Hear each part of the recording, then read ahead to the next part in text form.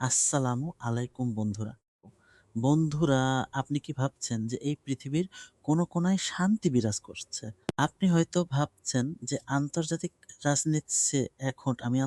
রাজনীতি এখন একটা নির্দিষ্ট গণ্ডির মধ্যে সীমাবদ্ধ।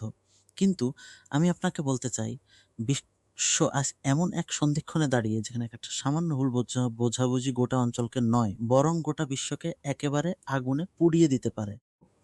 গতকাল ইসরায়েলে যে রহস্যময় পারমাণবিক পরীক্ষার কথা শোনা যাচ্ছে, সেটা কি নিছকই কোনো দুর্ঘটনা? নাকি এটা কোনো চাপা বার্তা? যদি এটা কোনো বার্তা হয়, তাহলে কি ইসরায়েল এবং আমেরিকা, ইরান ও চীনের বিরুদ্ধে কোনো নতুন আরো বিপজ্জনক খেলার প্রস্তুতি নিচ্ছে?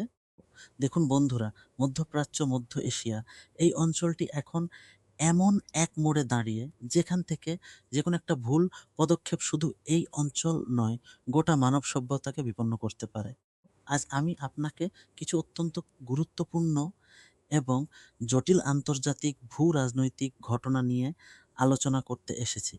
এই ঘটনাগুলো শুধুমাত্র সংবাদপত্রের শিরোনাম নয়, এর পেছনে রয়েছে বিশ্বের সবচেয়ে বড় শক্তিগুলোর একে অপরের প্রতি অবিশ্বাস এবং ক্ষমতার চূড়ান্ত লড়াই। কিন্তু এই আলোচনাটা করার আগে একটা কথা বলে রাখা ভালো।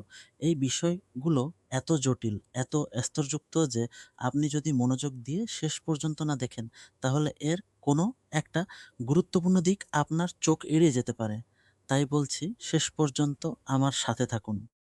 ঠিক এমত অবস্থায় প্রথম ঘটনাটা হলো সংযুক্ত আরব আমিরাত, ইউএই এবং ইরান নিয়ে।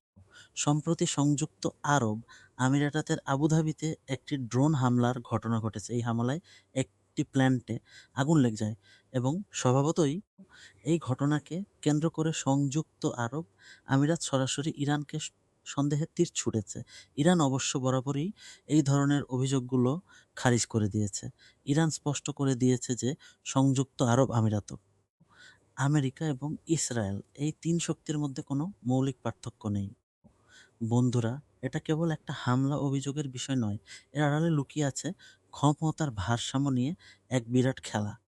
এখন প্রশ্ন হলো, আমেরিকার ভূমিকা কি? এই প্রেক্ষাপটে সবচেয়ে বড় কূটনৈতিক চমকটা এসেছে আমেরিকার প্রাক্তন প্রেসিডেন্ট ডোনাল্ড ট্রাম্পের কাছ থেকে। ট্রাম্প সম্প্রতি বলে যে স্বরাষ্ট্র দাবি ছিল, ট্রাম্প সম্প্রতি ইরানের যে সব প্রস্তাবনা করে দিয়েছেন, তিনি সরাসরি বলেছেন ইরানের কোনো পারমাণবিক সমৃদ্ধকরণের অধিকার নেই। আর আরও বড় কথা হলো, ইরান যে সব ফ্রিজড অ্যাসেটস বা জমানত অর্থের কথা বলেছিল, সেগুলো আমেরিকা আনফ্রিজ করবে না। এমনকি কোনো ক্ষতিপূরণের প্রশ্নও তোলা হবে না। বন্ধুরা, কোনো আলোচনার পথ নয়, এটা একেবারে চরম ধরনের পথ নয়, এটা একেবারে চরম ধরনের পদক্ষেপ।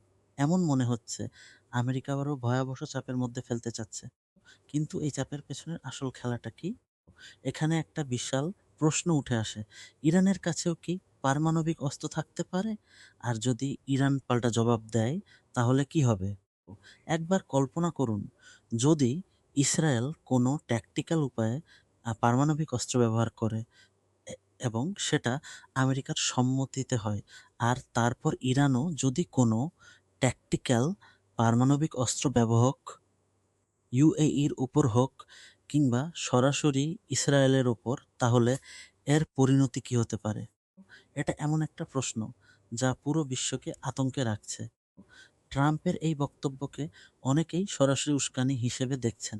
এটা কোনো কূটনৈতিক আলোচনা নয়, বরং এমন মনে হচ্ছে হয় আমেরিকা পূর্ণমাত্রার সংঘাতের প্রস্তুতি নিচ্ছে, অথবা এখানে আরও একটা দিক আছে যেটা আরও ভয়ঙ্কর।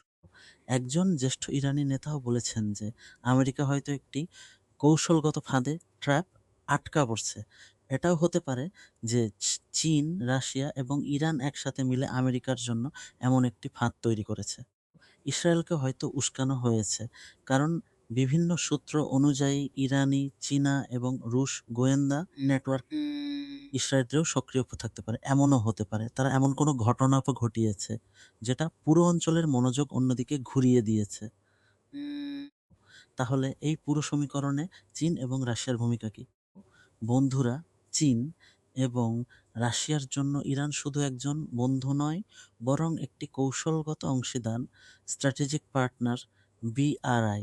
যেটা একটি বিশাল বৈশ্বিক অর্থনৈতিক পরিকল্পনা। সেখানে ইরানের অবস্থান অত্যন্ত গুরুত্বপূর্ণ। আমেরিকার একক আধিপত্যকে চ্যালেঞ্জ করে একটি বহুমেরু বিশিষ্ট বিশ্ব, মাল্টিপোলার ওয়ার্ল্ড গড়ে তুলতে চীন ও রাশিয়ার ইরানকে প্রয়োজন। আর চীন এই বিষয়টা খুব ভালোভাবেই বোঝে। যদি ইরান এর উপর বড় ধরনের হামলা হয়, তাহলে চীন বড় ধরনের পদক্ষেপ নিতে পারে। তারা জাতিসংঘ নিরাপত্তা পরিষদে ইউএনএসসি নতুন কূটনৈতিক চাপ তৈরি করতে পারে। আর দ্বিতীয় বড় বিষয় হলো তাইওয়ান ইস্যু। দেখুন, আমেরিকার সবচেয়ে বড় অগ্রাধিকার হলো তাইওয়ান রক্ষা করা।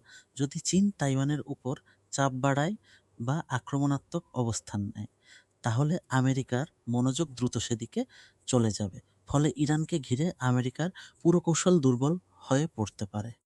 এখন কথা বলি রাশিয়াকে নিয়ে।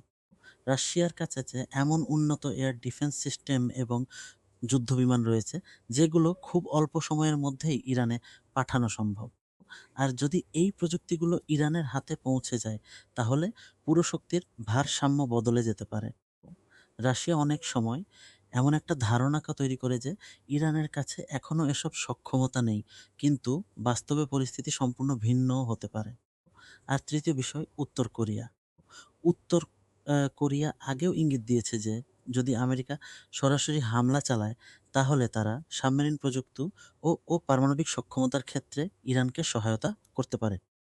বন্ধুরা রাশিয়া, চীন এবং উত্তর কোরিয়া, এই ৩ শক্তি ধীরে ধীরে এমন একটি বৈশ্বিক নেটওয়ার্ক তৈরি করছে যা আমেরিকার দীর্ঘদিনের প্রভাবকে চ্যালেঞ্জ করছে। কিন্তু এর বাইরে একটা বিষয় আছে যা আমাদের জন্য গুরুত্বপূর্ণ। এই আন্তর্জাতিক অস্থিরতা শুধু মধ্যপ্রাচ্যেই সীমাবদ্ধ নয়।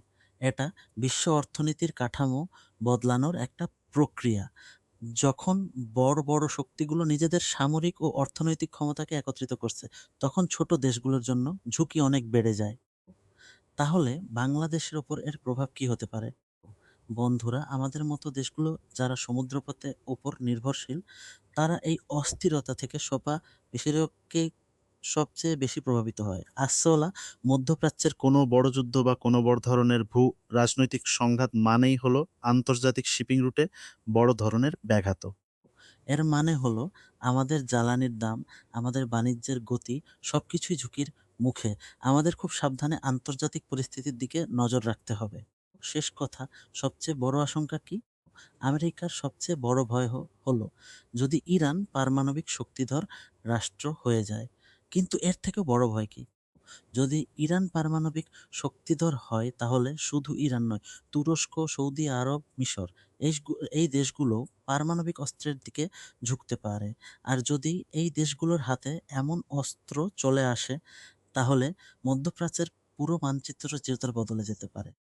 বন্ধুরা, বিশ্ব এখন এমন এক জায়গায় পৌঁছে গেছে যেখানে ধ্বংস এবং প্রতিরোধমূলক ভারসাম্য, ডেথরেন্স এর মধ্যকার ভারসাম্য খুবই পাতলা হয়ে গেছে। এটা একটা অত্যন্ত জটিল এবং বিপজ্জনক খেলা। আর এই খেলার কেন্দ্রে রয়েছে পুরো মানব সভ্যতা। এই পুরো পরিস্থিতি আমাদের শেখাচ্ছে যে কোনো এক শক্তি বা কোনো একক দেশ আর একাই পুরো বিশ্বকে নিয়ন্ত্রণ করতে